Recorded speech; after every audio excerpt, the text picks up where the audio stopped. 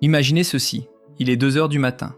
Un astronome est assis à sa table de cuisine, entouré de piles de papier imprimé, des colonnes de chiffres, des pages et des pages de données brutes que personne d'autre ne veut analyser à la main. Il fait glisser son doigt sur les lignes, ligne après ligne, comme il l'a fait des centaines de fois. Et soudain, il s'arrête. Quelque chose ne va pas. Quelque chose va, au contraire, terriblement bien. Ses yeux s'écarquillent. Il attrape son stylo rouge et entoure une séquence de chiffres. Dans la marge, il griffonne un seul mot. Un mot qui va hanter l'astronomie pendant un demi-siècle. Ce mot, c'est « Waouh !»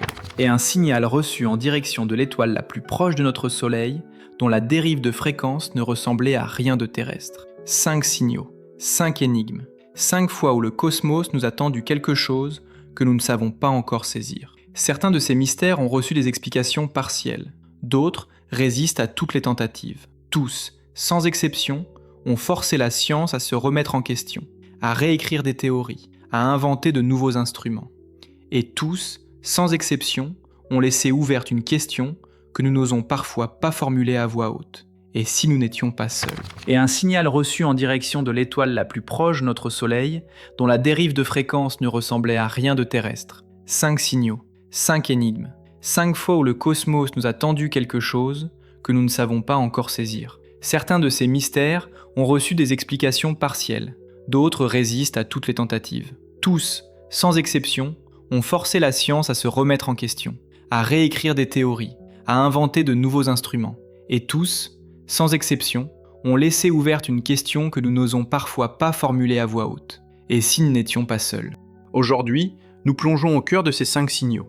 Nous allons examiner les données, les hypothèses, les fausses pistes et les découvertes les plus récentes. Nous allons voyager dans des galaxies mortes, sur des étoiles qui ne devraient pas briller, et dans les archives d'un radiotélescope qui, pendant 72 secondes, a peut-être enregistré l'impossible. Bienvenue sur La Science Assoupie. Attachez vos ceintures. Si cette vidéo vous intrigue, si l'idée que le cosmos nous envoie peut-être des messages vous fascine autant qu'elle nous fascine, soutenez la chaîne avec un abonnement et un like. Chaque soutien nous permet de creuser plus loin, de vous amener des histoires que la science ordinaire n'ose pas toujours raconter. Et si vous voulez participer directement au développement de la chaîne, vous trouverez dans la description un lien pour nous envoyer un don, un geste qui compte énormément pour nous. Dites-nous aussi dans les commentaires de quelle ville regardez-vous cette vidéo et quelle heure est-il chez vous en ce moment. Maintenant, commençons par le début, ou plutôt, commençons par comprendre comment l'humanité en est arrivée à écouter le silence du cosmos, et pourquoi cette idée folle a un jour semblé raisonnable à des scientifiques sérieux.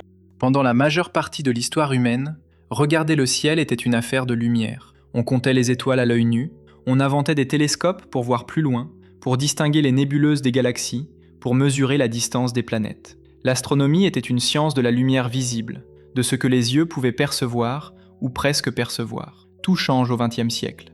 Les physiciens réalisent que l'univers ne communique pas seulement en lumière, il parle aussi en ondes radio. Ces ondes, invisibles, traversent le cosmos sans être absorbées par la poussière interstellaire. Elles voyagent des milliards d'années sans s'épuiser.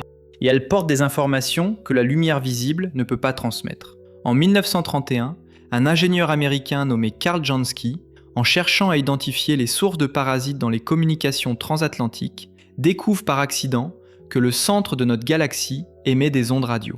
C'est la naissance de la radioastronomie.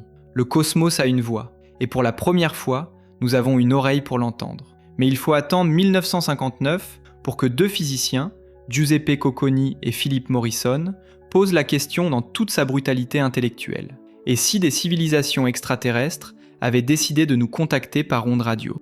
Dans un article publié dans la revue Nature, ils argumentent avec une rigueur étonnante que si une intelligence avancée voulait envoyer un signal à travers les étoiles, elle choisirait une fréquence que toute civilisation technologique serait capable de détecter. Une fréquence universelle, une balise naturelle. Cette fréquence, selon eux, existe déjà dans la nature. L'hydrogène, l'élément le plus abondant de l'univers, émet spontanément des ondes radio à une longueur d'onde très précise. C'est une signature cosmique que tout astronome digne de ce nom connaît. Cocconi et Morrison suggèrent que cette fréquence est le canal naturel de communication interstellaire. Un canal que toute civilisation technologique aurait identifié. Et ils concluent leur article par une phrase qui va résonner pendant des décennies. La probabilité de succès est difficile à estimer, mais si nous ne cherchons pas, elle est nulle. L'année suivante, l'astronome américain Frank Drake pointe son radiotélescope vers 2 étoiles semblables au Soleil et commence d'écouter. C'est le projet OSMA, considéré comme la première véritable tentative de recherche d'intelligence extraterrestre, le premier acte officiel du SETI, le programme de recherche d'intelligence extraterrestre. Drake n'entend rien d'extraordinaire, mais il a allumé une flamme. Dans les années qui suivent, des dizaines d'observatoires à travers le monde commencent à consacrer du temps à écouter le ciel aux fréquences des ondes radio. Et parmi eux, il y en a un qui va se distinguer par son opiniâtreté. L'observatoire Big Ear, construit sur le campus de l'Université d'État de l'Ohio. C'est un radiotélescope d'un type particulier. Une surface plane de métal, réfléchissant plus grande qu'un terrain de football américain, flanqué de 2 réflecteurs inclinés. Il est laid, il est encombrant, mais il est patient. Entre 1973 et 1997, pendant plus de 20 ans, il balayera le ciel en continu, à la recherche de quelque chose qui ne devrait pas être là. Et pendant presque toutes ces années, il n'entend rien d'inexplicable. Des bruits de fond cosmiques, des pulsars, des quasars, la routine de l'univers. Jusqu'au soir du 15 août 1977. Ce soir-là, alors que Big Ear pointait vers la constellation du Sagittaire, quelque chose est entré dans son champ de réception. Quelque chose de différent. Mais le télescope ne pouvait pas alerter ses opérateurs en temps réel. Les données étaient imprimées sur papier, et c'est seulement quelques jours plus tard, en feuilletant ses mètres de papier imprimés, qu'un astronome bénévole prénommé Jerry Ehman tombe sur ce que personne n'avait prévu de trouver. Jerry Ehman n'est pas n'importe qui. C'est un homme méticuleux, habitué à analyser des colonnes de chiffres sans y trouver quoi que ce soit d'inhabituel. Depuis des années, il participe au projet SETI comme bénévole, déchiffrant des milliers de pages de données que les ordinateurs de l'époque produisaient à la chaîne. Les valeurs d'intensité sont codées en lettres et en chiffres. Les nombres de 1 à 9 représentent des intensités croissantes, et au-delà de 9, on passe aux lettres A, B, C, et ainsi de suite. Dans les données normales, on voit rarement apparaître des lettres. L'univers de fond est calme. On ne dépasse presque jamais 3 ou 4. Mais ce soir de 1977, pendant exactement 72 secondes, quelque chose avait affiché une séquence qui n'avait jamais été vue auparavant. La séquence 6EQUJ5. Ce n'est pas un message codé, contrairement à ce qu'on lit parfois sur Internet. C'est simplement la représentation chiffrée de l'intensité d'un signal au fil du temps. Le signal montait progressivement jusqu'à atteindre une valeur représentée par la lettre U, qui correspond à une intensité dépassant 30 fois le bruit de fond cosmique habituel, puis il redescendait aussi régulièrement qu'il était monté, avant de disparaître complètement. Cette forme particulière, cette courbe en cloche parfaite sur 72 secondes, est exactement ce à quoi on s'attendrait si un signal radio extraterrestre balayait le champ de vision d'un télescope dont la rotation de la Terre fait tourner le faisceau. Exactement, comme si quelqu'un avait fabriqué un signal spécialement pour ressembler à ce que le SETI attendait de recevoir. Ehman entoure la séquence au stylo rouge et griffonne dans la marge, avec une spontanéité qui ne se calcule pas, un seul mot. Waouh! Ce mot deviendra le nom officiel du signal. Ce qui stupéfie Ehman et ses collègues, ce n'est pas seulement l'intensité, c'est la fréquence. Le signal est apparu exactement à la fréquence de la raie de l'hydrogène, cette fréquence universelle que Cocconi et Morrison avaient identifiée comme le canal naturel de communication interstellaire, celle que Frank Drake cherchait, celle que le SETI attendait depuis 20 ans. Le signal semblait provenir de la direction de la constellation du Sagittaire, une région du ciel dépourvue de tout corps céleste connu, susceptible d'émettre un tel rayonnement. Et il n'a duré que 72 secondes, la durée maximale pendant laquelle Big Ear pouvait observer un point fixe du ciel avant que la rotation terrestre ne fasse avancer son champ de vision. Ehman alerte immédiatement l'équipe. Les astronomes du programme se ruent sur les données. Ils vérifient et revérifient. Interférence terrestre ? Non. La fréquence utilisée est protégée par la loi. Aucun émetteur humain n'était supposé l'utiliser. Satellite ? Les satellites de l'époque ne passaient pas dans cette direction, et leurs orbites ne correspondaient pas à la signature observée. Signal réfléchi par des débris spatiaux ? Réfuté par les calculs. Avion ? La fréquence ne correspond à aucun protocole aéronautique. Et puis, la chose la plus déstabilisante de toute l'histoire, quand les astronomes ont repointé Big Ear dans cette direction, le signal n'était plus là. Ils ont cherché pendant des semaines, des mois. Ils ont accumulé des dizaines d'heures d'observation, pointé exactement vers l'origine supposée du WOW. Rien, plus jamais rien. Le silence qui a suivi ce signal a été, d'une certaine façon, aussi troublant que le signal lui-même. Les décennies qui ont suivi n'ont pas résolu le mystère. Elles l'ont approfondi. La première explication populaire proposée concernait des comètes. En 2017, l'astronome Antonio Paris avance l'idée que 2 comètes, dont les nuages d'hydrogène entourent la queue glacée, aurait pu se trouver dans la direction du signal ce soir-là, produisant une émission à la fréquence de l'hydrogène. L'hypothèse est séduisante, car elle est simple, mais l'équipe originale de Big Ear l'examine et la rejette. Si les comètes avaient été la source, le signal aurait été détecté plusieurs fois, car leur déplacement dans le ciel est lent et prévisible. Or, Big Ear n'a jamais rien redétecté. De plus, l'intensité observée est sans commune mesure avec ce qu'un nuage cométaire peut produire. Mais la grande révélation arrive en 2024. Une équipe internationale dirigée par l'astrobiologiste Abel Mendez de l'Université de Porto Rico plonge dans les dernières archives de l'observatoire d'Arecibo, le géant de la radioastronomie portoricain effondré en 2020. Et là, dans ces données, les chercheurs trouvent quelque chose d'inattendu. Des signaux similaires au WOW, mais moins intenses, associés à l'étoile de Teegarden, une naine rouge proche. Ces signaux provenaient d'une interaction entre des nuages d'hydrogène froid et une source de rayonnement intense, un phénomène connu sous le nom de maser astrophysique, une sorte de laser naturel fonctionnant à des fréquences radio. L'hypothèse de Mendez est la suivante. Le signal WOW de 1977 pourrait avoir été provoqué par une éruption extraordinaire d'un magnétar, une étoile à neutrons au champ magnétique colossal dont le rayonnement aurait traversé un nuage d'hydrogène froid interstellaire. Ce nuage aurait alors agi comme un amplificateur naturel, émettant une impulsion radio d'une puissance stupéfiante, précisément sur la fréquence de l'hydrogène. Un alignement rare, un événement unique, une coïncidence cosmique d'une précision implacable. Mais même Mendez est prudent. Cette étude ne ferme pas le dossier, dit-il. Elle le rouvre, mais avec une carte bien plus précise en main. Car deux détails résistent encore à toute explication satisfaisante. D'abord, la même analyse qui a produit l'hypothèse du maser a également révélé deux signaux frères, baptisés WOW2 et WOW3, observés en 1977 et 1978. Beaucoup plus faibles, mais présentant des caractéristiques remarquablement similaires. Ces signaux frères renforcent l'hypothèse d'une origine commune, mais compliquent encore le tableau. Ensuite, une nouvelle analyse publiée en 2025 révèle que l'intensité réelle du WOW était 4 fois plus forte que ce que les calculs originaux indiquaient. 4 fois. Le cosmos avait été encore plus éloquent qu'on ne le pensait. Et Jerry Ehmal lui-même, dans une interview accordée avant sa mort, a dit quelque chose qui n'a jamais cessé de résonner. Je suis convaincu que le signal WOW a le potentiel d'être le premier signal d'une intelligence extraterrestre. Je ne suis pas sûr que c'en est un, mais je ne peux pas prouver que ce n'en est pas un. 48 ans, un seul signal, 72 secondes, et aucune réponse définitive. Ce qui rend cela encore plus troublant, c'est que le WOW est loin d'être le seul cas. Parce qu'en 2020, à exactement 4 années-lumière de notre Soleil, quelque chose d'extraordinaire refait surface. 4 années-lumière, c'est la distance jusqu'à Proxima du Centaure, l'étoile la plus proche du Soleil dans toute la galaxie. Une naine rouge petite et rouge, orbitée par au moins 2 planètes, dont l'une se trouve dans la zone habitable. Et en avril 2019, alors qu'un radiotélescope australien écoutait cette étoile, quelque chose a émergé des données.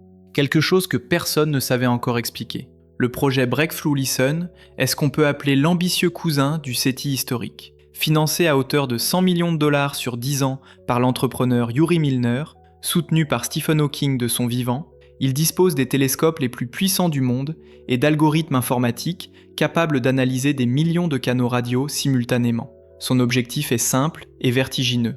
Écouter 1 million d'étoiles proches, les 100 galaxies les plus proches et le plan galactique entier. À la recherche de technosignatures, ces traces que laisserait inévitablement une technologie avancée dans le spectre électromagnétique. En avril et mai 2019, Breakthrough Listen pointe le grand radiotélescope de Parkes en Australie occidentale vers Proxima du Centaure. Officiellement, il s'agit de surveiller les éruptions stellaires de cette étoile instable. Mais comme toujours avec Breakthrough Listen, les données SETI sont collectées en parallèle, discrètement, sur des centaines de millions de canaux radio simultanément. Pendant plus de 30 heures d'observation, les instruments enregistrent tout ce qui passe. Les données sont stockées, les mois s'écoulent. Et c'est seulement en octobre 2020 qu'un étudiant stagiaire nommé Shane Smith commence à fouiller ses archives dans le cadre de son programme d'internat à l'université de Hillsdale. Smith cherche des anomalies parmi les 5160 événements détectés dans les données. La grande majorité sont des interférences connues. Téléphones portables, radars, satellites, appareils électroniques civils. Mais un événement résiste à toutes les tentatives de classification. Il l'appelle BLC1, Breakthrough Listen Candidate 1, le premier candidat officiel du programme depuis ses débuts en 2015. Ce qui rend BLC1 si particulier, c'est l'accumulation de caractéristiques qui, individuellement, ne seraient pas remarquables, mais qui ensemble forment un tableau presque trop beau. Le signal est étroit en fréquence, concentré sur une bande minuscule, ce qui est précisément la signature d'un émetteur artificiel. Les sources naturelles émettent dans des bandes larges. La technologie, elle, concentre son énergie sur une fréquence précise. BLC1 est apparu sur une portion du spectre radio où les émetteurs humains sont rares, peu susceptibles de contaminer les données. Mais le détail le plus fascinant est la dérive de fréquence. Quand un objet se déplace par rapport à un observateur, sa fréquence change légèrement, par l'effet Doppler, ce même effet qui fait monter puis descendre le son d'une sirène d'ambulance à son passage.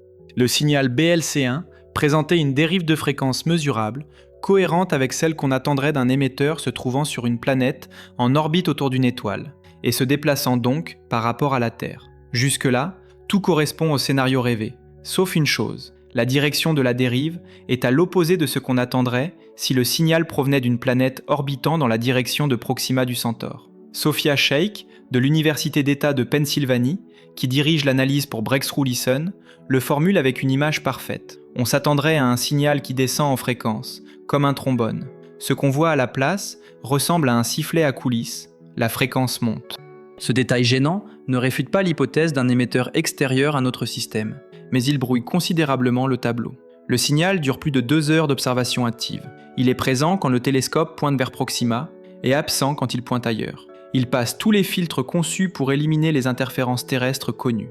Andrew Simeon, le directeur scientifique de Breakthrough Listen, le dit sans détour. BLC1 est le signal le plus intéressant que nous ayons jamais trouvé dans le programme Breakthrough Listen depuis ses débuts. La communauté scientifique retient son souffle.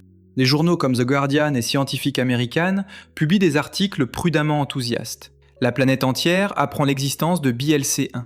Et puis Breakthrough Listen pointe à nouveau le radiotélescope de Parkes vers Proxima du Centaure. Et BLC1 a disparu, complètement, comme s'il n'avait jamais existé. S'ensuit une analyse qui va durer plus d'1 an, menée par Sophia Sheikh avec une minutie quasi obsessionnelle. Elle doit, pour la première fois dans l'histoire de Breakthrough Listen, appliquer un protocole post-détection que le programme avait théorisé mais n'avait jamais eu à utiliser en pratique. Elle vérifie chaque satellite connu dont l'orbite aurait pu croiser le champ de vision du télescope. Elle examine les avions, les voitures, les appareils électroniques dans un rayon de plusieurs dizaines de kilomètres autour de l'observatoire. Elle cherche des signatures spectrales d'oscillateurs électroniques connus.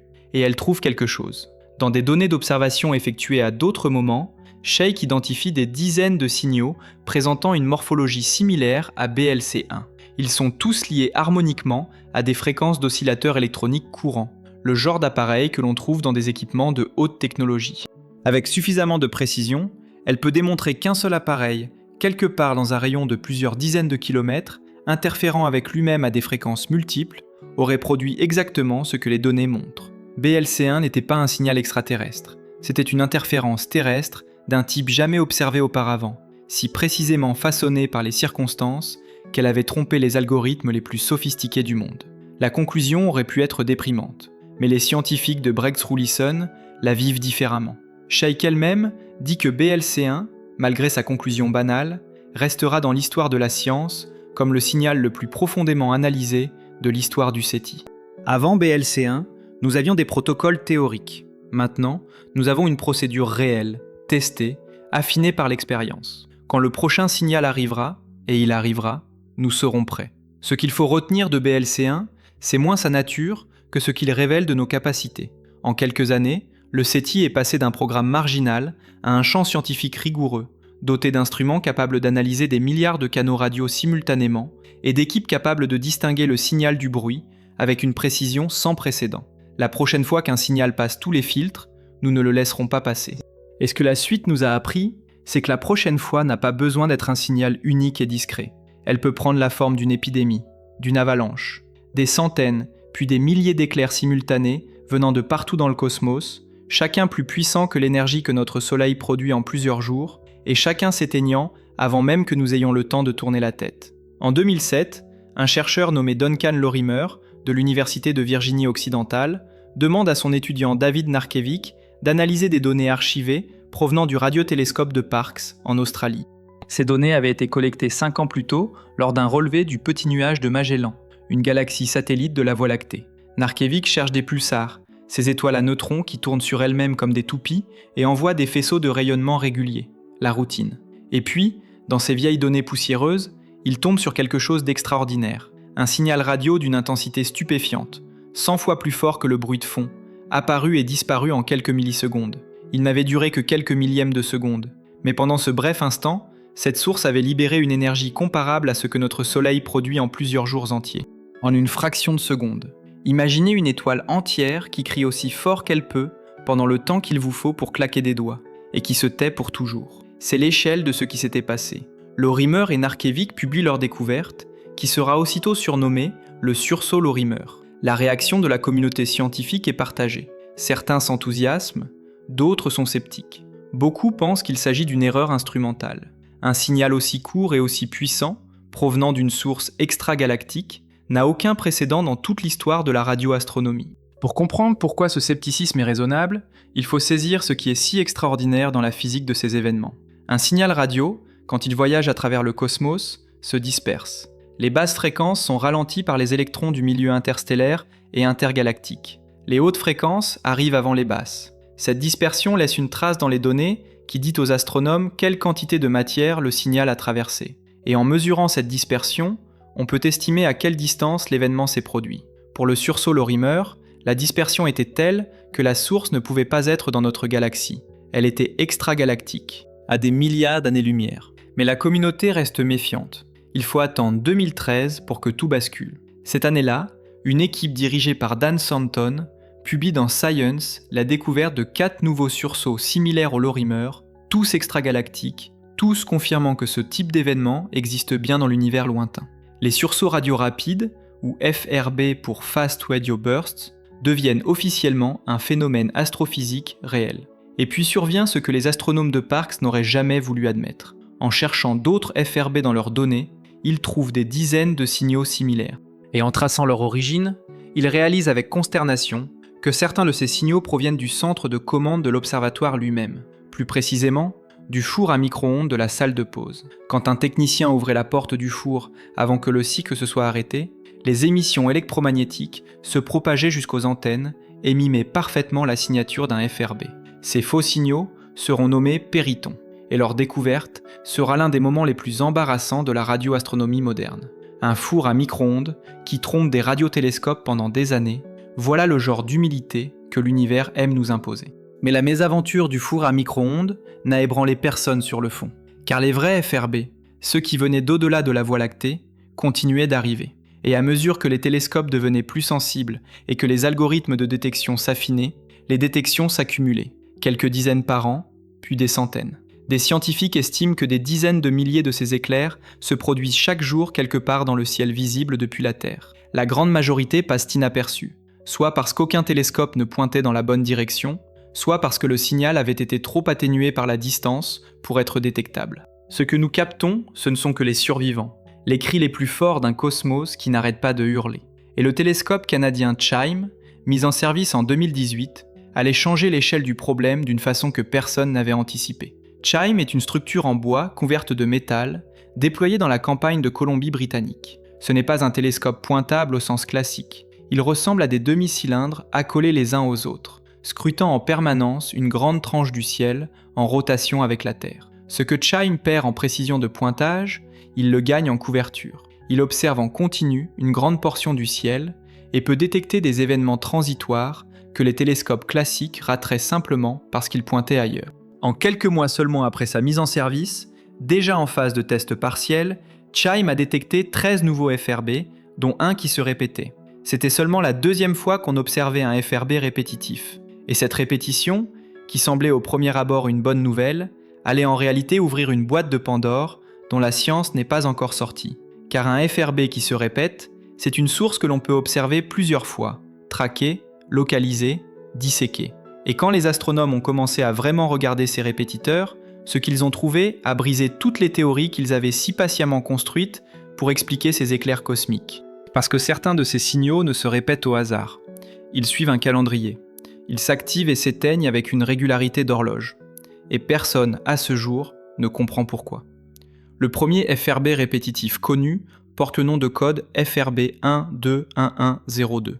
Il a été découvert pour la première fois en novembre 2012 par le radiotélescope d'Arecibo à Porto Rico, puis formellement identifié et décrit en 2014. Ce qui le distingue immédiatement de tous les autres FRB connus à l'époque, c'est qu'il se répète. Pas une fois, pas deux fois, des centaines de fois depuis la même source.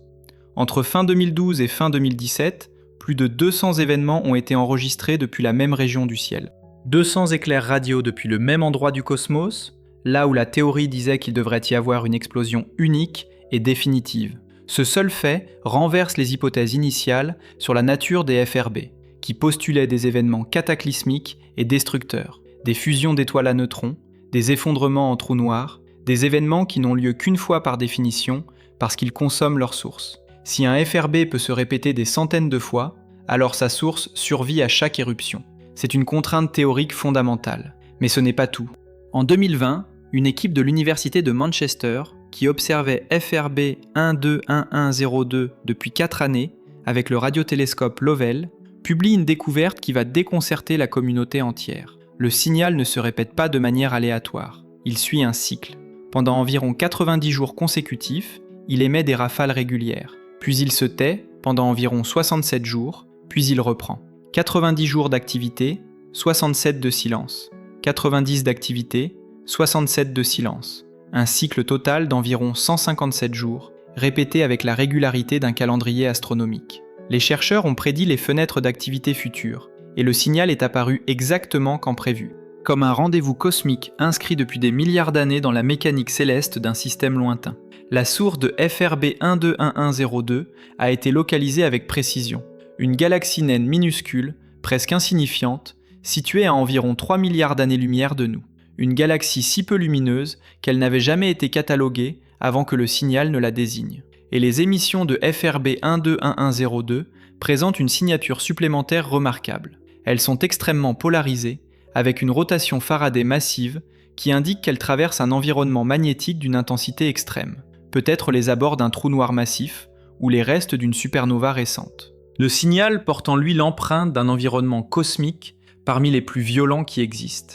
Puis est venu FRB 180916. Découvert par le télescope canadien SHIME en 2020, ce FRB répétitif présente lui aussi une périodicité, mais bien plus courte, un peu plus de 16 jours, environ 4 jours d'activité intense, puis 12 jours de silence. 4 jours d'activité, 12 de silence. Un métronome cosmique qui bat à un rythme précis depuis une galaxie spirale de taille normale, bien plus grosse que celle de FRB 121102, située à environ 500 millions d'années-lumière. L'origine de FRB 180916 a été localisée dans l'un des bras spiraux de cette galaxie, une région active de formation stellaire, exactement l'endroit où l'on pourrait s'attendre à trouver des magnétars jeunes et énergiques.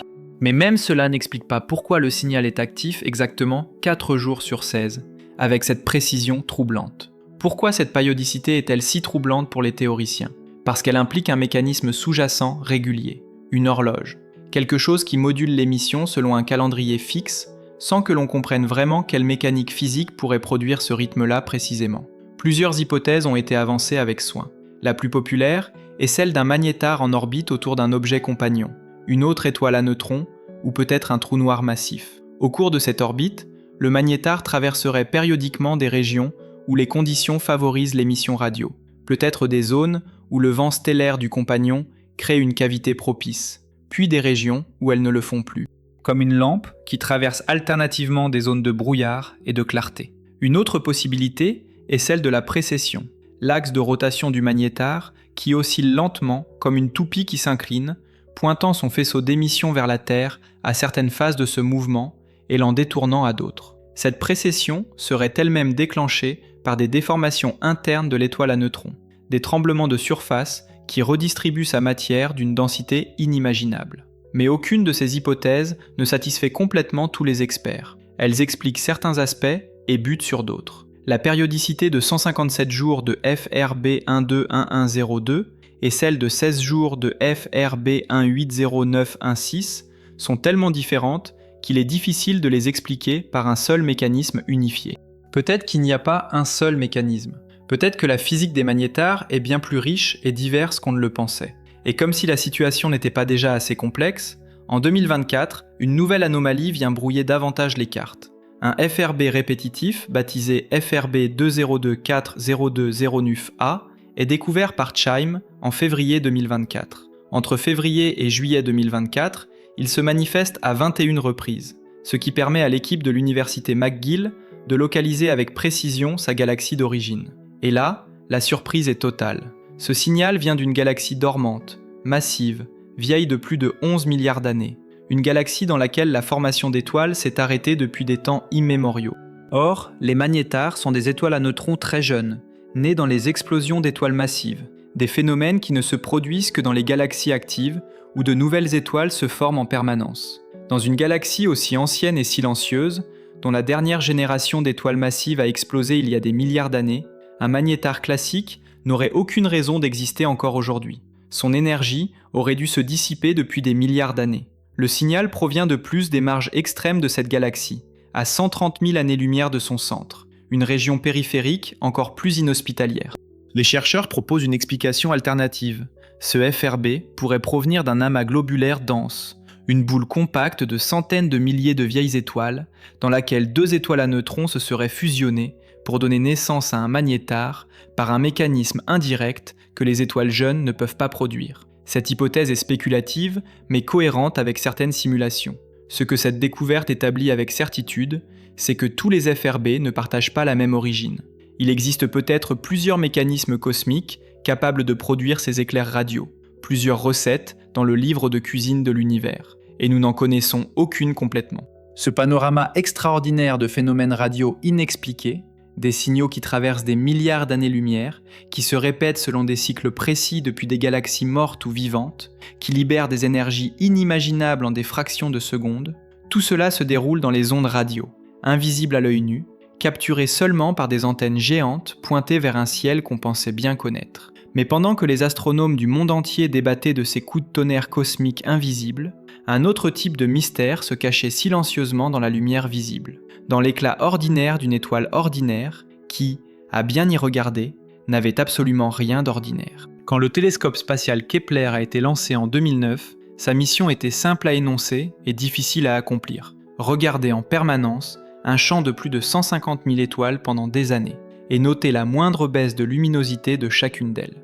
L'idée était qu'une planète passant devant son étoile, ce qu'on appelle un transit planétaire, provoquerait une baisse infime et parfaitement régulière de la lumière captée.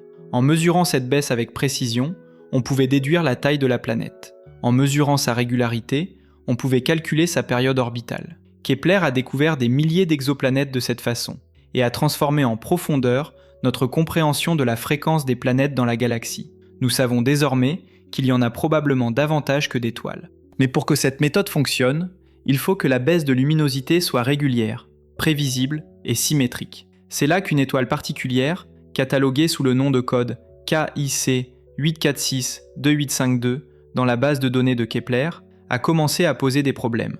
Et quand je dis des problèmes, j'entends des problèmes de la catégorie qui forcent les astronomes à relire plusieurs fois leurs données pour s'assurer qu'ils n'ont pas commis une erreur fondamentale quelque part. KIC 8462852 se trouve dans la constellation du Cygne, à environ 1300 années-lumière de la Terre. C'est une étoile un peu plus grande et un peu plus chaude que notre Soleil, de type spectral F, le type d'étoile qui se retrouve en abondance dans la galaxie, sans particularité notable a priori.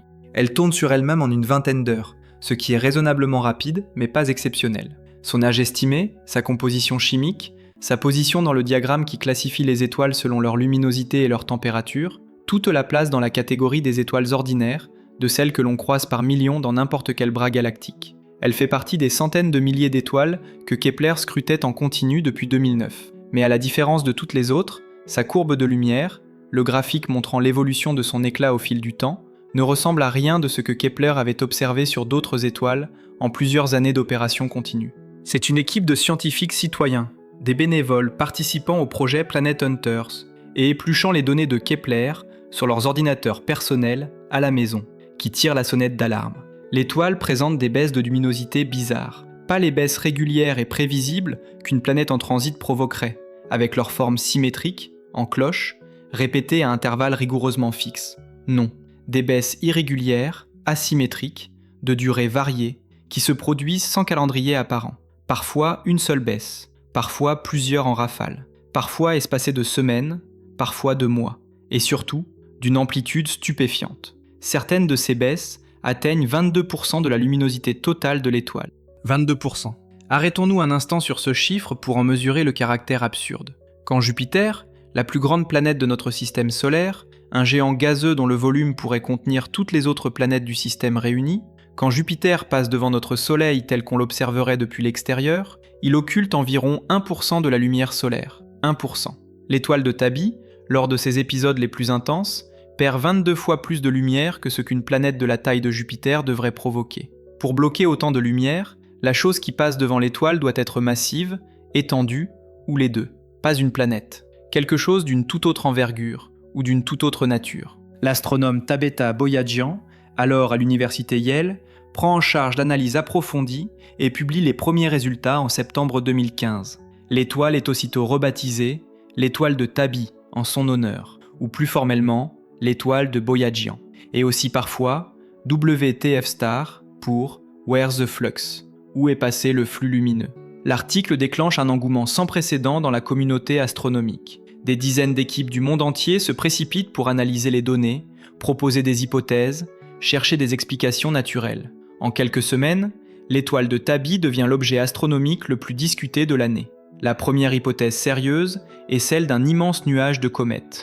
Des centaines de milliers de comètes, regroupées en un essaim dense, gravitant autour de l'étoile selon des orbites diverses et bloquant sa lumière par intermittence selon leurs positions respectives. C'est une hypothèse naturelle et élégante. Les comètes existent, les essaims de comètes existent, et leur forme irrégulière pourrait expliquer des baisses asymétriques. Mais un astronome de la même université, Bradley Schaeffer, remonte aux plaques photographiques d'archives datant de la fin du XIXe siècle, et compare l'éclat historique de l'étoile. Et son analyse révèle quelque chose d'encore plus troublant que les baisses ponctuelles. La luminosité globale de l'étoile de Tabi a diminué d'environ 14% sur une période d'un siècle entier, de 1890 à 1989. Pas de manière épisodique, de manière continue et progressive sur 100 ans. Pour expliquer cela par des comètes bloquant la lumière, Schaeffer calcule qu'il faudrait environ 648 000 comètes d'une taille considérable, toutes présentes simultanément. Cette quantité est physiquement impossible dans n'importe quel système stellaire.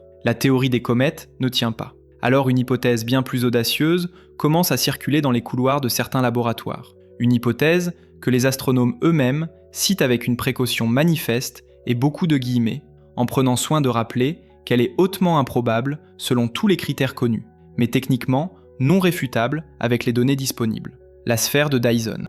En 1960, le physicien Freeman Dyson avait théorisé qu'une civilisation suffisamment avancée technologiquement, ayant besoin d'énergie en quantité astronomique pour alimenter ses infrastructures, finirait par construire une structure artificielle entourant partiellement ou totalement son étoile pour capturer la quasi-totalité de son rayonnement.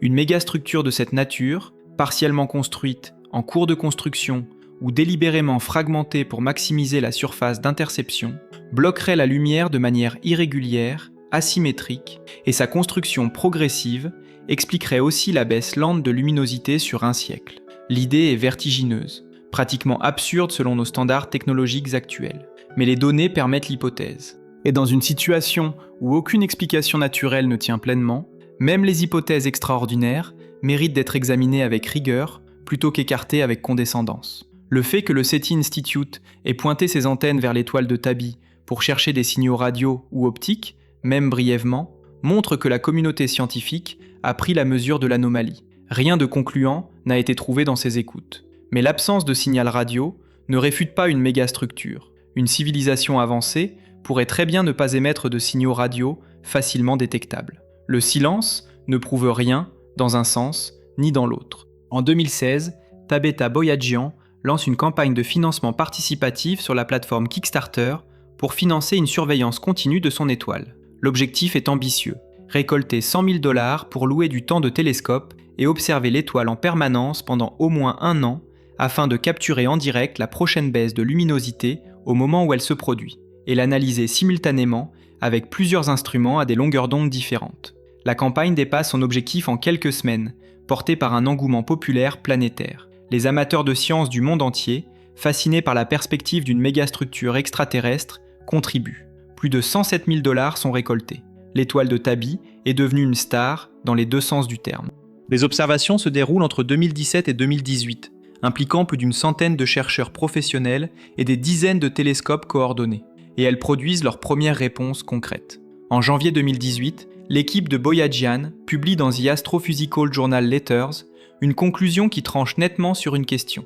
Les nouvelles baisses de luminosité observées en direct révèlent que l'occultation n'est pas la même à toutes les longueurs d'onde. Certaines couleurs de lumière sont bloquées plus que d'autres. La lumière bleue est davantage atténuée que la lumière rouge. Or, si la source de l'occultation était opaque, une planète solide, une structure artificielle de métal ou de roche, toutes les longueurs d'onde seraient bloquées de manière identique, comme si on mettait un rideau devant une lampe. Le fait que certaines passent plus que d'autres indique que ce qui bloque la lumière est partiellement transparent, comme de la poussière ou un nuage de particules fines dont la taille interagit différemment avec différentes longueurs d'onde. Pas une mégastructure solide. La conclusion est formelle. L'hypothèse de la sphère de Dyson ne colle pas avec les nouvelles observations. Les amateurs d'hypothèses spectaculaires sont déçus, mais les astronomes sont encore loin d'être satisfaits, parce que la poussière résout la forme des baisses récentes, mais n'explique absolument pas tout. D'abord, la baisse de luminosité sur un siècle entier reste profondément mystérieuse. Aucun phénomène naturel connu ne produit ce type de diminution lente et continue sur une telle durée, sans laisser d'autres traces détectables dans d'autres longueurs d'onde. Ensuite, l'origine de cette poussière reste inconnue. D'où vient-elle ?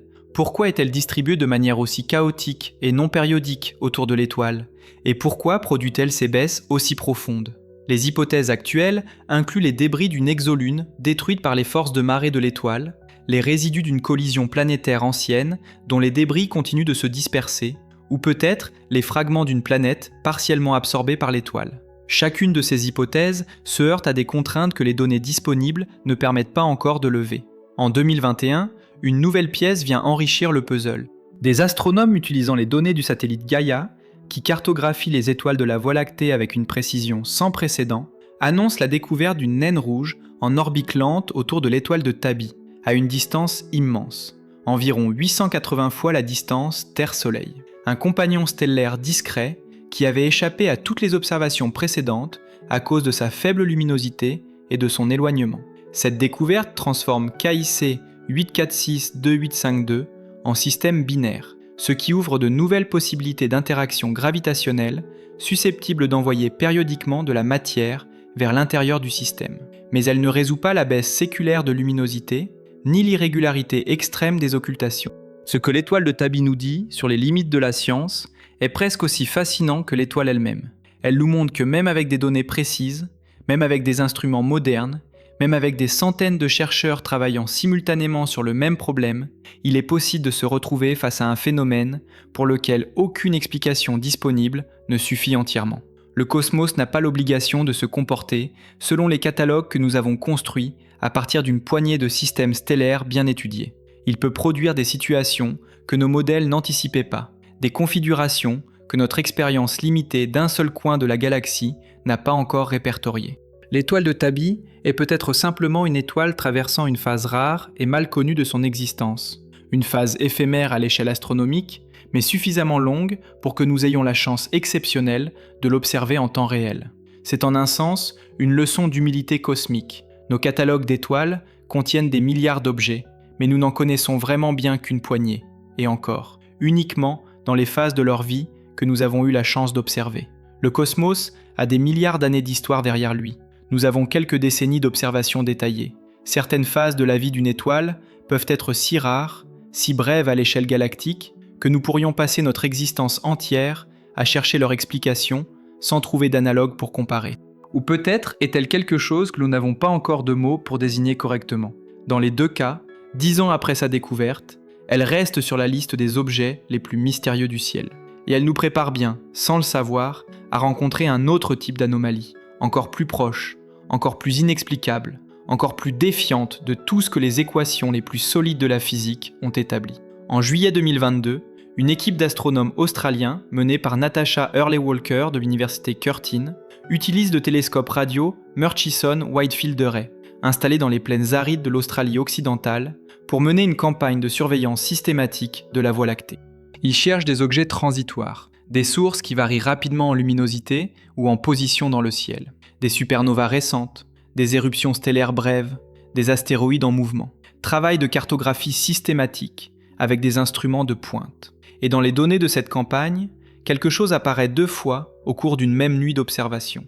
Une source qui émet une longue impulsion d'énergie radio disparaît, puis réémet une autre impulsion comparable. Ce n'est pas une éruption unique, c'est une pulsation. Et quand l'équipe calcule l'intervalle entre les 2 impulsions, le résultat les laisse dans un silence embarrassé. 22 minutes. L'objet, baptisé GPMJ 1839-10, se trouve dans la constellation du Scutum, à environ 15 000 années-lumière de la Terre, dans notre propre galaxie, à une distance cosmiquement raisonnable. Il émet des bouffées d'énergie radio d'environ 5 minutes de durée chacune, toutes les 22 minutes, sans interruption apparente. Pas une approximation, pas un cycle qui varie légèrement d'une observation à l'autre. 22 minutes, d'une précision qui forcerait l'admiration d'un horloger. Mais l'aspect le plus stupéfiant de la découverte n'est pas la périodicité en elle-même. C'est ce que l'équipe découvre en cherchant dans les archives.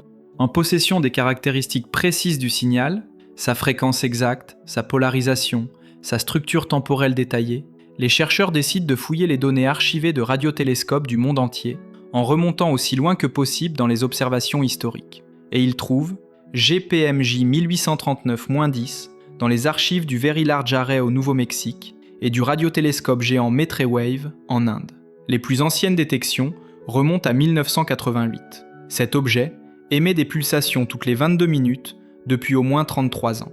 Probablement davantage, mais les archives radio accessibles ne remontent pas plus loin pour cette région du ciel. 33 ans de pulsations régulières. Et personne n'avait rien remarqué, parce que personne ne cherchait ce type d'objet à cette cadence-là, à cette fréquence-là, dans cette catégorie d'objets qui n'existait pas dans les catalogues. L'univers envoyait son signal depuis 1988. Les instruments le captaient, les données s'accumulaient dans des archives, patients comme seul le cosmos peut l'être, en attendant qu'on pose la bonne question. Pourquoi cet objet ne devrait-il pas exister ? La réponse se trouve dans un concept fondamental des théories sur les étoiles à neutrons et les magnétars, ce qu'on appelle la ligne de mort. Les pulsars, les étoiles à neutrons qui émettent des faisceaux radio réguliers, fonctionnent grâce à la rotation rapide de leur champ magnétique intense. Cette rotation crée les conditions nécessaires pour accélérer des particules chargées et générer l'émission radio cohérente qu'on détecte depuis la Terre, comme un phare qui tourne et dont le faisceau balaie l'espace. Mais cette rotation ralentit inexorablement avec le temps, comme une toupie qui perd son élan à mesure que l'énergie se dissipe. Et quand la rotation devient trop lente, le champ magnétique tombe en dessous d'un seuil critique, la ligne de mort, en dessous duquel les conditions nécessaires à la génération d'émissions radio cohérentes ne sont plus réunies. L'étoile à neutrons se tait. Elle continue d'exister, compacte et dense, mais elle cesse d'émettre des ondes radio détectables. C'est la théorie acceptée par la communauté depuis des décennies. C'est ce que les équations prédisent rigoureusement. C'est ce que les observations de milliers de pulsars ont confirmé de manière cohérente.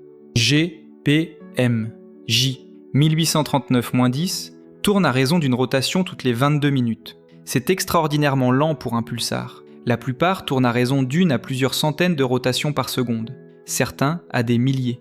Selon les équations établies, un objet tournant aussi lentement devrait se trouver très largement en dessous de la ligne de mort. Son champ magnétique devrait être trop faible depuis longtemps pour générer quoi que ce soit de détectable. Et pourtant, il émet, régulièrement, depuis des décennies. Non seulement il émet, mais il émet avec une intensité et une polarisation caractéristiques d'un champ magnétique extrêmement puissant. Les impulsions sont hautement polarisées, parfois à 100% dans certaines sous-pulsations, ce qui est une signature des environnements magnétiques les plus intenses que la physique connaisse. Natasha Hurley-Walker l'a formulé sans ambiguïté dans une interview. Cet objet tourne bien trop lentement pour produire des ondes radio, il est en dessous de la ligne de mort. Si c'est un magnétar, il ne devrait tout simplement pas être capable de produire ce que nous observons. Et pourtant, nous observons, chaque 22 minutes, ponctuellement. Deux grandes hypothèses s'affrontent pour tenter d'expliquer GPMJ 1839-10. La première est celle d'un magnétar à ultra longue période, un type d'étoile à neutrons dont le champ magnétique serait tellement extrême qu'il permettrait des émissions radio, même à des vitesses de rotation auxquelles aucun objet connu ne devrait pouvoir en produire. Les magnétars ont des champs magnétiques 1000 fois plus puissants que les pulsars ordinaires, déjà eux-mêmes comparables à des centaines de milliers de milliards d'aimants ordinaires. Pour JPMJ 1839-10, il faudrait que ce champ soit à la limite absolue de ce que la physique des étoiles à neutrons peut théoriquement produire, ou peut-être au-delà de ce que les modèles actuels permettent. Cela obligerait à réviser les équations de base décrivant les magnétars, ce qui est une décision théorique de grande conséquence. La seconde hypothèse, plus radicale encore, suggère que JPMJ 1839-10 pourrait être une naine blanche magnétique, un type d'étoile mourante entièrement différent. Les naines blanches sont les résidus des étoiles de taille moyenne comme notre Soleil, après qu'elles ont brûlé tout leur carburant nucléaire et éjecté leurs couches externes. Elles sont beaucoup plus grandes qu'une étoile à neutrons, comparable en taille à la Terre, mais avec la masse d'une étoile entière. Et parce qu'elles sont plus grandes, elles peuvent tourner bien plus lentement, tout en maintenant théoriquement les conditions nécessaires à certaines formes d'émissions radio. Des naines blanches magnétiques existent par milliers dans la Voie lactée, mais aucune n'avait jamais été observée en train d'émettre des pulsations radio cohérentes et périodiques de ce type. Ce serait une première absolue dans cette catégorie d'objets. Ce qui complique encore davantage l'analyse, c'est l'absence totale d'émissions X. Les magnétars sont normalement détectés en premier lieu par les rayons X. L'énergie colossale contenue dans leur champ magnétique, chauffant leur surface à des températures extrêmes et la forçant à rayonner dans des longueurs d'onde de haute énergie. Quand l'équipe a pointé des télescopes X en direction de JPMJ 1839-10 pour suivre les pulsations radio, ils n'ont rien trouvé. Pas de rayons X détectables, pas d'émissions gamma, uniquement ces pulsations radio régulières, étranges dans leur isolement spectral. Un objet radio sans contrepartie en haute énergie, c'est une contradiction avec ce que les théories des magnétars prédisent systématiquement. JPMJ 1839-10 n'est pas un objet facile à classer. Il a les caractéristiques d'un pulsar dans sa régularité, d'un magnétar dans la polarisation de ses émissions, et d'une anomalie totale dans sa cadence et son silence en rayons X. C'est peut-être le premier représentant d'une catégorie entièrement nouvelle, un objet que les astronomes auraient voulu classer quelque part et pour lequel aucune des cases existantes ne convient vraiment. Et si c'est le cas, si cet objet appartient à une catégorie qui n'avait pas encore de nom, alors la question naturelle qui s'impose est la suivante. Combien d'autres nous ont échappé, dans nos archives et dans le ciel, simplement parce que nous ne savions pas quoi chercher? Les astronomes ont également constaté que les impulsions de JPMJ 1839-10 varient considérablement en intensité d'une pulsation à l'autre. Certaines sont extrêmement lumineuses, d'autres 100 fois plus faibles. Cette variabilité elle-même pose des questions. Un mécanisme purement mécanique et régulier, comme la rotation d'une étoile, devrait produire des impulsions plus cohérentes en intensité. La variabilité suggère que le mécanisme de production est lui-même influencé par quelque chose d'instable. Peut-être des fluctuations dans le plasma environnant l'objet, peut-être des micro-variations dans la structure magnétique de surface, peut-être des interactions avec un milieu interstellaire localement complexe. Chaque pulsation est en quelque sorte différente des précédentes, comme si l'objet respirait de manière irrégulière tout en maintenant un pouls parfaitement régulier. De plus, l'objet n'émet pas de manière uniforme dans le spectre radio. Il produit des signaux détectables à travers une large gamme de fréquences, des basses fréquences captées par le MWA, jusqu'aux fréquences plus élevées, accessibles aux radiotélescopes de Parkes et au MERCAT en Afrique du Sud. Cette émission large bande, combinée à la polarisation extrême des signaux, pointe vers un mécanisme de rayonnement de cohérence, une courbure de rayonnement dans un plasma magnétisé de densité extrême. Mais les paramètres qui permettraient à un tel mécanisme de fonctionner à une vitesse de rotation de 22 minutes restent au-delà des limites connues. La physique s'étire. Combien d'autres nous ont échappé, dans nos archives et dans le ciel, simplement parce que nous ne savions pas quoi chercher? Cette question, posée par JPMJ 1839-10, n'est pas rhétorique. Elle a des implications concrètes et profondes sur ce que nous pensons savoir de la population d'objets qui peuplent notre galaxie, et sur la fiabilité de nos certitudes théoriques les plus solides. Pendant des décennies, les astrophysiciens ont construit une cartographie relativement confiante des résidus stellaires de la Voie lactée. Les pulsars, bien documentés, avec leur période allant de quelques millisecondes à quelques secondes, les magnétars, rares et violents, connus pour leurs éruptions de rayons X et leur champ magnétique d'une intensité absolument extrême, les naines blanches, abondantes, tournant lentement dans l'obscurité, silencieuses en radio. Chaque catégorie avait ses paramètres, ses frontières théoriques, ses comportements attendus. La ligne de mort délimitait clairement ce qui pouvait exister de ce qui ne pouvait pas. Ces frontières n'avaient jamais été contestées sérieusement par les observations. Elles semblaient solides, des résultats établis par 40 ans de physique des étoiles compactes, confirmés par des milliers de détections. GPMJ 1839-10 a franchi cette frontière comme si elle n'existait pas. Et ce n'est pas le premier objet à le faire depuis quelques années. En 2022, avant même la découverte de GPMJ 1839-10, une autre équipe australienne avait repéré un objet baptisé GLIM-XJ 162759,5 -52350,4,3. Un objet qui émettait des pulsations radio intenses toutes les 18 minutes pendant quelques semaines en 2018. Puis, s'était mystérieusement tu. Sa période était elle aussi bien en dessous de la ligne de mort. Mais sa durée de vie observée était si courte que les chercheurs n'avaient pu collecter que peu de données avant que le signal ne disparaisse définitivement des instruments. GPMJ 1839-10, lui, est toujours actif. Il tient, il pulse.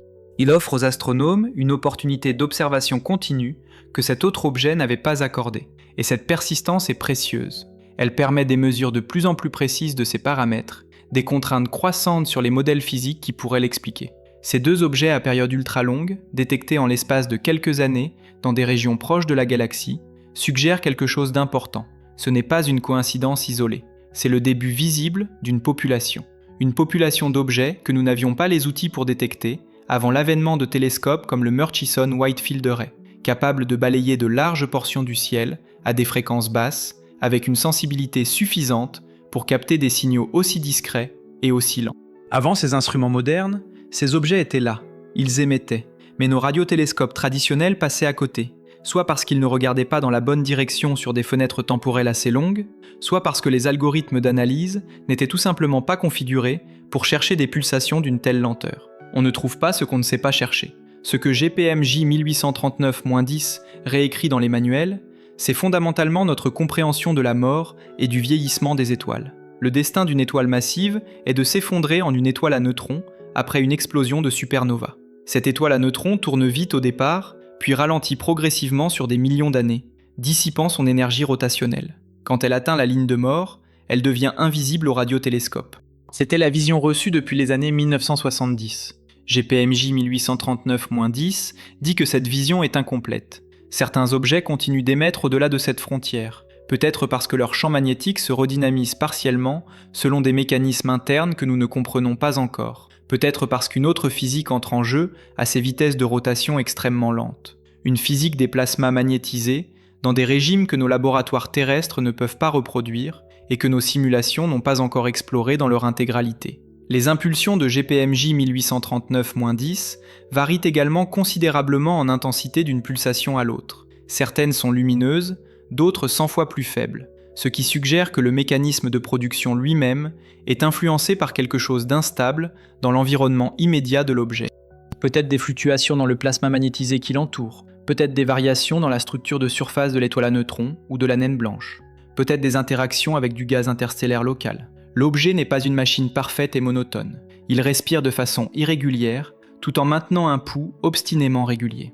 Le futur télescope Square Kilometre Array, dont la construction avance en Australie et en Afrique du Sud, sera particulièrement bien adapté à la recherche d'objets similaires. Avec une sensibilité bien supérieure à tous les instruments actuels et la capacité de surveiller de larges zones du ciel en permanence, il pourrait révéler une population entière de ces transitoires à ultra longue période. Peut-être des dizaines, peut-être des centaines. Si GPMJ 1839-10 passe de cas unique à membre d'une classe bien documentée, cela transforme une anomalie inexplicable en un nouveau chapitre de l'astrophysique des étoiles compactes. La constellation du Scutum, ce coin de la Voie lactée d'où vient le signal, pourrait devenir un laboratoire naturel pour comprendre des processus physiques que nous n'avons pas encore les mots pour décrire précisément. En attendant, GPMJ 1839-10 continue de pulser toutes les 22 minutes, indifférent à la perplexité qu'il provoque sur Terre. Il ne sait pas qu'il dérange.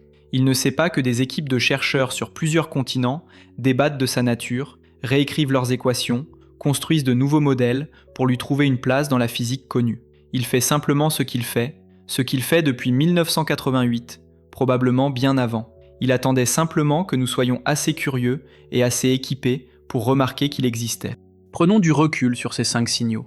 Un recul suffisant pour voir ce qu'ils ont en commun et ce qu'ils nous disent ensemble sur notre position dans l'univers. Un signal radio de 72 secondes depuis la constellation du Sagittaire en 1977, qui n'a jamais été expliqué ni répété.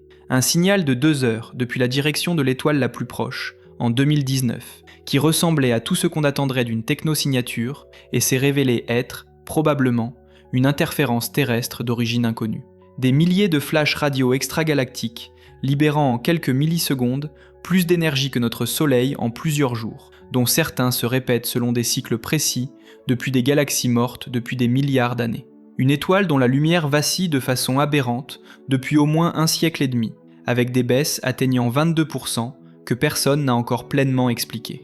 Et un objet dans notre propre galaxie qui pulse régulièrement depuis 35 ans documenté, en violation de la lime de mort théorique des étoiles compactes, sans contrepartie en rayon X qui permettrait de confirmer sa nature. Ces 5 phénomènes n'ont en apparence presque rien en commun. Ils proviennent de distances radicalement différentes, de quelques milliers d'années-lumière à des milliards. Ils impliquent des mécanismes potentiellement distincts. Ils ont été découverts à des époques différentes, avec des instruments différents, par des équipes différentes. Et pourtant, ils posent tous la même question fondamentale, formulée différemment selon l'angle d'approche. Est-ce que ce que nous observons entre dans le cadre de ce que la physique connue peut produire, et si oui, pourquoi n'avons-nous pas encore trouvé l'explication précise qui satisfasse tout le monde ? Cette question nous ramène au paradoxe de Fermi. En 1950, le physicien Enrico Fermi, déjeunant avec des collègues au laboratoire national de Los Alamos, avait posé une question restée célèbre dans l'histoire des sciences. Si l'univers est si vieux, si grand, et si riche en étoiles susceptibles d'abriter des planètes habitables, où sont-ils ?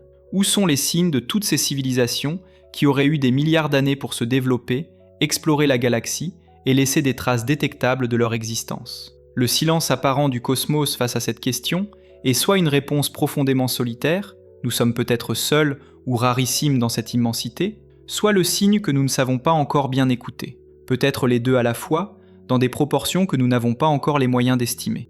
Ces 5 signaux ne résolvent pas le paradoxe de Fermi, mais ils l'éclairent différemment, sous un angle moins souvent exploré. Ils montrent que le cosmos communique constamment dans des langues que nous n'avons pas encore toutes apprises à déchiffrer. Des langues d'ondes radio, de lumière vacillante, de pulsations magnétiques périodiques. Des langues qui ressemblent parfois à du bruit, parfois à de l'ordre implacable, et parfois à quelque chose que nous n'avons pas encore de catégorie pour classer. Si nous avons raté pendant 33 ans les pulsations régulières de GPMJ 1839-10 dans nos propres archives, combien d'autres phénomènes extraordinaires se cachent dans les données déjà collectées, attendant qu'un algorithme plus raffiné ou un chercheur plus curieux les remarque. Nos instruments deviennent chaque année plus sensibles, nos méthodes d'analyse plus puissantes, notre capacité à distinguer le signal du bruit plus sophistiquée. En 2025, le programme Breakthrough Listen a annoncé avoir analysé plus d'1 million d'objets célestes dans sa recherche de technosignatures, étoiles proches, galaxies lointaines, amas globulaires, centres galactiques. 1 million d'objets scrutés à la recherche de signaux radio ou optiques trahissant une technologie artificielle. Le résultat annoncé ? Aucune technosignature confirmée. Mais cette phrase mérite d'être lue avec soin. Ce n'est pas un résultat qui prouve l'absence de vie intelligente dans l'univers. C'est un résultat qui dit que parmi le million d'objets analysés, aucun n'a présenté de signal correspondant aux critères actuels d'une technosignature. Des critères définis par ce que nous connaissons de notre propre technologie, de notre propre façon de communiquer, de notre propre compréhension de ce qu'une civilisation intelligente ferait pour être détectable. Une civilisation très avancée pourrait communiquer de manière que nous ne reconnaissons pas encore comme artificielle, peut-être en modulant la lumière d'une étoile, peut-être en utilisant des canaux quantiques, peut-être dans des bandes spectrales que nous n'avons pas encore systématiquement écoutées. Ce que ces 5 signaux nous enseignent collectivement, c'est une forme de sagesse scientifique difficile à atteindre. L'inconnu est productive. Un phénomène inexpliqué n'est pas un échec de la science. C'est une invitation à aller plus loin. Le « wow » a propulsé des générations de chercheurs vers des méthodes plus rigoureuses. BLC1 a rendu le SETI plus sophistiqué dans sa capacité à rejeter les faux positifs et à analyser les signaux ambigus.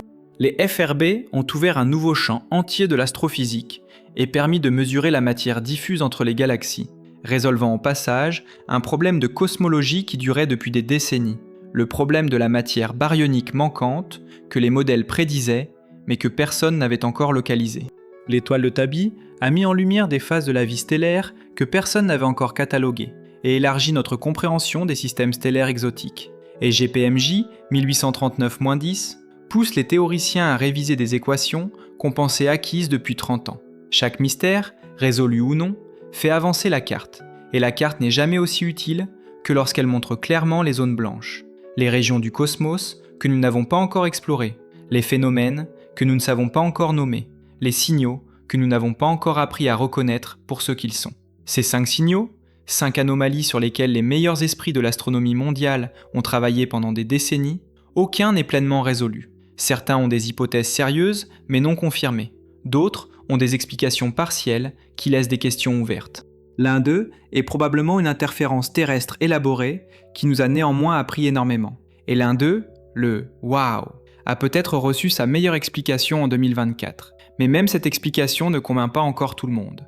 Ce que cela dit sur l'univers est à la fois humiliant et magnifique. L'univers est ancien, bien plus que notre capacité à le concevoir vraiment.